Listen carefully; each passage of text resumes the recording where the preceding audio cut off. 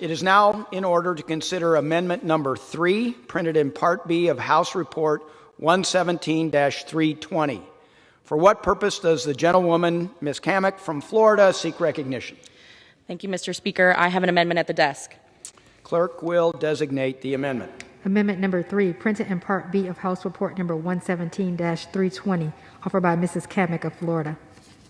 Pursuant to House Resolution 1097, the gentlewoman from Florida and a member opposed each will control 5 minutes. The chair recognizes the gentlewoman from Florida. Thank you, Mr. Speaker. I yield myself such time as I may consume. Gentlewoman is recognized. Mr. Speaker, my amendment is simple. It prioritizes national security at TSA. I have concerns about the underlying bill, including its expansion of collective bargaining that could put our national security at risk by subjecting new procedures or requirements imposed by the administrator of the TSA to collective bargaining. This amendment, like I said, it's simple.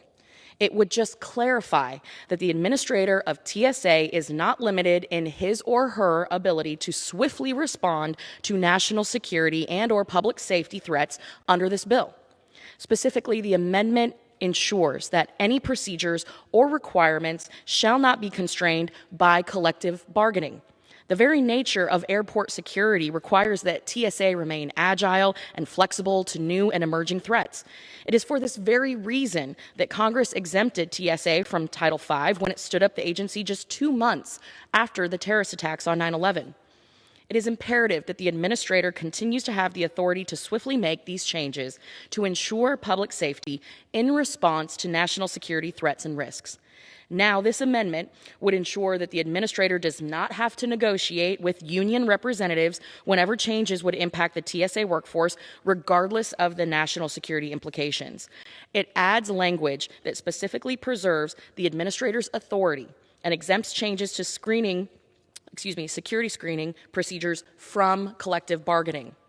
We all are exceptionally grateful and appreciative for the work that our TSA officers do and the national security service that they provide, which is exactly why we need this amendment to ensure our national security.